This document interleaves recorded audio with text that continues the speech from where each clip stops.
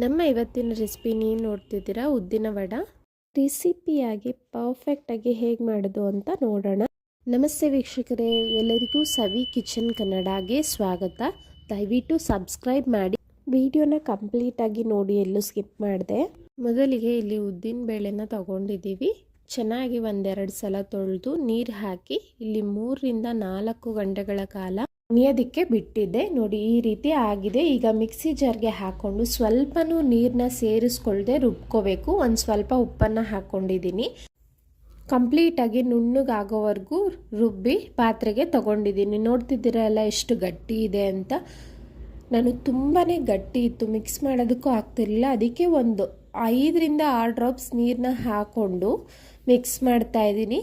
ಚೆನ್ನಾಗಿ ಇದನ್ನು ನಾವು ಬೀಟ್ ಮಾಡ್ತೀವಲ್ಲ ಮೊಟ್ಟೆ ಎಲ್ಲ, ಅದೇ ರೀತಿಯೇ ಒಂದು 2-3 ನಿಮಿಷ ಚೆನ್ನಾಗಿ ಮಿಕ್ಸ್ ಮಾಡಬೇಕು.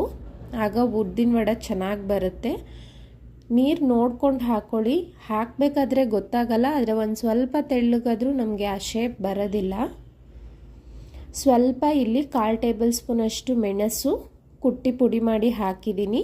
ಹಸಿ ಕರಿಬೇವು ಒಂದು ಸ್ವಲ್ಪ, 4-5 ಹಸಿ ಮೆಣಸಿನಕಾಯಿ ಕಟ್ ಮಾಡಿ ಸೇರಿಸಿದ್ದೀನಿ. ನಂತರ 1 ಇಂಚು ಶುಂಠಿನ ಸಣ್ಣ ಸಣ್ಣದಾಗಿ ಕಟ್ ಮಾಡಿ ಹಾಕಿ ಮಿಕ್ಸ್ ಮಾಡ್ತಾ ಇದ್ದೀನಿ. ರುಚಿಗೆ ತಕ್ಕಷ್ಟು ಉಪ್ಪು ನೋಡ್ಕೊಂಡು ಹಾಕ್ಕೊಳ್ಳಿ. ಕೊನೆಯದಾಗಿ 1/4 ಟೇಬಲ್ ಸ್ಪೂನ್ ಅಷ್ಟು ಸೋಡಾನ ಹಾಕಿದ್ದೀನಿ, ಕ್ರಿಸಿಪಿಯಾಗಿ ಬರಲಿ ಅನ್ನೋದಕ್ಕೋಸ್ಕರ. ಈಗ ಒಂದು ಬೌಲ್ನಲ್ಲಿ ತಣ್ಣೀರು ಇಟ್ಕೊಳ್ಳಿ. ಕೈನ ತೇವ ಮಾಡಿಕೊಂಡು ನೋಡಿ, ನಾನು ಈ ರೀತಿ ಸೌಟನ್ನ ತಗೊಂಡಿದ್ದೀನಿ. ಈ ಮೆಥಡು ಎಣ್ಣೆಲಿ ಬಿಡಬೇಕಾದ್ರೆ ತುಂಬಾ ಈಸಿ ಆಗುತ್ತೆ ಅನ್ನೋದಕ್ಕೋಸ್ಕರ ತೋರಿಸ್ತಿದ್ದೀನಿ. ನೀವು ಬೇಕು ಅಂದರೆ ಬಾಳೆ ಎಲೆ ಮೇಲೆ ತಟ್ಬೋದು ಅಥವಾ ಒಂದು ಬೌಲ್ ಮೇಲೆ ತಟ್ಕೋಬೋದು. ಇದೇ ರೀತಿ ಮಾಡಬೇಕು ಅಂತೇನಿಲ್ಲ. ನೋಡಿ, ಎಣ್ಣೆ ಕಾಯೋದಕ್ಕಿಟ್ಟಿದ್ದೆ ಇಲ್ಲಿ. ಈ ರೀತಿ ಸೌಟ್ನ ಮುಖಾಂತರನೇ ಬಿಡ್ಬೋದು ಎಲ್ಲನೂ ತಟ್ಕೊಂಡು. ಈ ರೀತಿ ಮಾಡೋದ್ರಿಂದ ನಿಮಗೆ ವಡೆ ಶೇಪು ಪರ್ಫೆಕ್ಟಾಗಿ ಬರುತ್ತೆ, ಹಾಗೆ ಎಣ್ಣೆ ಕೈಗೆ ತಾಗೋದಿಲ್ಲ. ಎಲ್ಲ ವಡೆನೂ ಇದೇ ರೀತಿ ನಾನು ಸೌಟ್ ಮೇಲೆ ತಟ್ಟಿ ಬಿಡ್ತಾ ಇದ್ದೀನಿ. ನೋಡಿ, ಮೀಡಿಯಮ್ ಫ್ಲೇಮ್ ಇಟ್ಕೊಳ್ಳಿ. ಲೋ ಫ್ಲೇಮ್ ಇಟ್ಟರೆ ನಮಗೆ ವಡೆ ಎಣ್ಣೆ ಜಾಸ್ತಿ ಎಳೆಯುತ್ತೆ. ಎಣ್ಣೆ ಚೆನ್ನಾಗಿ ಕಾದ್ಮೇಲೆ ನಾವು ಬಿಡಬೇಕು. ಈಗ ಒಂದು ಸೈಡು ಬ್ರೌನ್ ಆಗಿದೆ, ಚೆನ್ನಾಗಿ ಬೆಂದಿದೆ. ಇನ್ನೊಂದು ಸೈಡ್ ತಿರುಗಿಸ್ಕೊಂಡು ಇವನ್ನಾಗಿ ಬ್ರೌನ್ ಆಗೋವರೆಗೂ ಬೇಯಿಸ್ಕೊಳ್ಳೋಣ. ನಮಗೆ ಉದ್ದಿನ ವಡೆ ಮನೆಯಲ್ಲಿ ಮಾಡೋದು ಸಿಂಪಲ್. ಏನು ಅಂದರೆ ಶೇಪ್ ಬರಲ್ಲ ಅಂದ್ಕೊಳ್ತೀವಿ. ಯಾಕೆ ಅಂದರೆ ಹಿಟ್ಟನ್ನು ನಾವು ತೆಳ್ಳಗೆ ಮಾಡ್ಕೊಬಿಟ್ಟಿರ್ತೀವಿ. ಇನ್ ಕೇಸ್ ಮೊದಲನೇ ಬಾರಿ ಮಾಡಬೇಕಾದ್ರೆ ಸ್ವಲ್ಪ ತೆಳ್ಳಗಾಯಿತು ಅಂದರೆ ನೀವು ಅಕ್ಕಿ ಹಿಟ್ಟನ್ನು ಸೇರಿಸ್ಕೊಂಡು ಗಟ್ಟಿಯಾಗಿ ಮಿಕ್ಸ್ ಮಾಡಿ ಮಾಡ್ಕೋಬೋದು.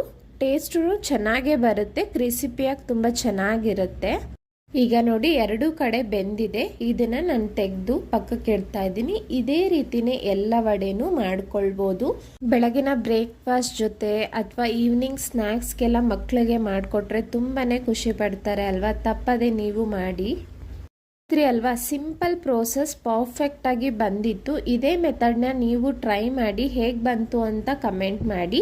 ನಮ್ಮ ಇವತ್ತಿನ ರೆಸಿಪಿ ನಿಮಗೆಲ್ಲ ಇಷ್ಟ ಆಯಿತು ಅಂದ್ಕೊಳ್ತೀನಿ. ಪ್ಲೀಸ್ ಲೈಕ್ ಮಾಡಿ, ಶೇರ್ ಮಾಡಿ. ಇನ್ನೂ ಯಾರೆಲ್ಲ ಸಬ್ಸ್ಕ್ರೈಬ್ ಆಗಿಲ್ಲ ಈಗಲೇ ಹೋಗಿ ಸಬ್ಸ್ಕ್ರೈಬ್ ಮಾಡೋದನ್ನು ಮರಿಬೇಡಿ.